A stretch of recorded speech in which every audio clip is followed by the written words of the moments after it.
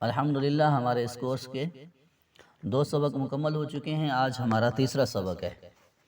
تو ان 2 سبقوں کے اندر ہم نے یہ پڑھا تھا کہ طہارت کتنی قسم کی نجاستوں سے حاصل کرنا ضروری ہے، یعنی طہارت کے لیے کن نجاستوں سے پاک ہونا ضروری ہے۔ تو وہ 2 تھیں، مثلا نجاست حکمیہ اور نجاست حقیقیہ۔ نجاست حکمیہ مطلب بے غسل ہونا یا بے وضو ہونا، تو اس کے لیے ہم نے طریقہ کار عرض کر دیا تھا۔ اور آگے تھا نجاست حقیقیہ، یعنی نجاست غلیظہ اور نجاست خفیفہ، ان سے پاک ہونا بھی ضروری ہے۔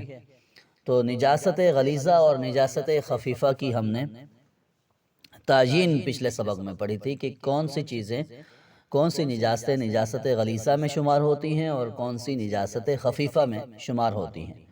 اور اس متعلق ہم نے یہ بھی پڑھ لیا تھا کہ اس میں کتنی مقدار کی گنجائش ہے کہ اگر اتنی مقدار لگی ہوئی ہو تو تب نماز ہو جاتی ہے۔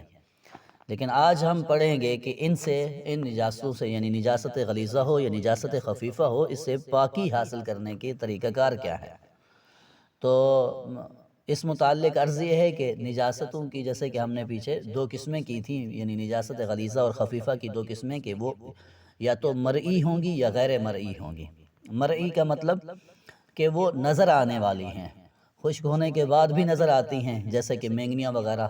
اور غیر مرئی جیسے کہ وہ خشک ہونے کے بعد نظر نہیں آتی، جیسے کہ پیشاب وغیرہ۔ تو جو مرئی ہے، یعنی اور وہ پھر ایسی ہیں کہ جو آگے ان کے اندر اتنا پانی نہیں ہوتا کہ وہ اگلے جسم میں سرایت کر جائے، تو ان کے لیے حکم تو یہی ہے کہ اس کو اس جگہ سے ہٹا دینا۔ جیسے یہی ہم نے مینگنیوں کی مثال دی کہ اس کو اس جگہ سے یا اس کپڑے سے یا بدن کے اس ٹکڑے سے، جگہ سے ہٹا دینا، یہی اس کی پاکی شمار ہوگی، زائل کر دینا۔ اور دوسری جو قسم ہے، یعنی جو نجاستیں غیر مرئی ہیں، یعنی جو نظر نہیں آتی، اس سے پاکی حاصل کرنے کے کئی طریقہ کار ہیں۔ اور ان میں سب سے پہلا طریقہ یہ ہے کہ اس جگہ کو یا اس کپڑے کو پانی سے دھو دیا جائے۔ اب اگر وہ کپڑا ہے اور وہ نچوڑا بھی جا سکتا ہے، تو اس کے لیے طریقہ کار یہی ہوگا کہ اس پر پانی ڈال کر اسے 3 مرتبہ نچوڑا جائے، یعنی 1 مرتبہ پانی ڈالا، پھر نچوڑ دیا، پھر دھویا اور پھر نچوڑ دیا۔ اور اس میں یہ بھی طریقہ کار ہے کہ اتنی دیر پانی کے نیچے اس کپڑے کو رکھنا کہ نجاست کے زائل ہو جانے کا یقین ہو جائے، کہ اتنی دیر تو نجاست نکل ہی چکی ہوگی، وہ نجس پانی جو اس کے اندر ہے وہ نکل چکا ہوگا۔ اور اگر وہ ایسی چیز ہے جسے نچوڑنا ممکن نہیں ہے، جیسے قالین وغیرہ ہو گیا، تو اس کے لیے یہ ہے کہ اتنی دیر اسے یعنی پانی 1 مرتبہ بہایا جائے اور پھر اتنی مقدار اس کو چھوڑ دیا جائے، اتنی دیر چھوڑ دیا جائے کہ اس سے پانی ٹپکنا بند ہو جائے، اور پھر دوسری مرتبہ بھی اسی طرح کیا جائے اور تیسری مرتبہ بھی اسی طرح کیا جائے۔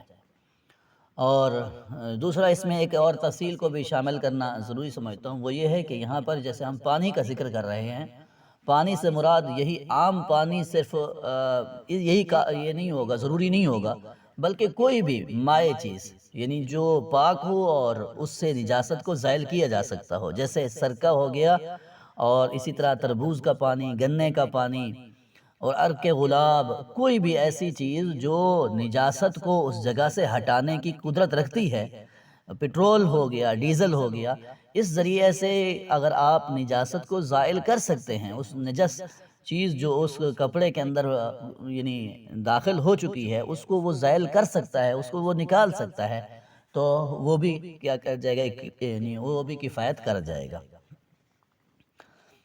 اب پانی سے دھونے کے علاوہ کچھ اور طریقہ کار بھی ہیں اس جگہ کو یا اس کپڑے کو پاک کرنے کے، تو وہ بھی ہم دیکھ لیتے ہیں۔ نمبر 1، پونجھ لینا۔ پونجھ لینے سے جگہ، یعنی ایسی اگر جگہ ہو کہ جس کے اندر نجاست سرایت نہیں کر چکی، جیسے کہ چھری ہو گئی یا کوئی شیٹ ہو گئی، یعنی جس کے اندر نجاست سرایت نہیں کرتی، تو اگر اسے پونجھ لیا جائے تو وہ جگہ بھی کیا ہو جائے گی، پاک ہو جائے گی۔ نمبر 2، دوسرا طریقہ یہ بھی ہے کہ وہ خشک ہو جائے اور اس کا اثر زائل ہو جائے، تو اس سے بھی وہ جگہ پاک ہو جائے گی۔ اور نمبر 3 یہ ہے کہ اس نجاست کو جلا دیا جائے۔ اب اگر نجاست کو جلا دیا گیا اور وہ راکھ بن گئی، تو اب راکھ اگر کپڑے کو یا بدن کو لگتی ہے تو وہ نجس نہیں ہوگی۔ اسی طرح حقیقت کا بدل جانا، یعنی پہلے وہ مثال کے طور پر شراب تھی اور اب وہ حقیقت اس کی بدل چکی ہے، وہ سرکہ بن چکی ہے۔ تو پہلے تو وہ نجاست غلیظہ میں شمار ہوتی تھی، لیکن اب چونکہ وہ سرکہ ہے تو سرکہ ناپاک نہیں ہے، اسے حقیقت بدل جانے سے بھی وہ اس کی ناپاکی ختم ہو جائے گی، پاک ہو جائے گا۔ اسی طرح کسی ایسی چیز ہے، یعنی نجاست ایسی چیز پر لگی ہوئی ہے کہ جسے مل کر یا کھرچ کر یا گھسا کر یا رگڑ کر نجاست کو زائل کیا جا سکتا ہے، تو اس صورت میں بھی وہ نجاست کیا ہو جائے گی؟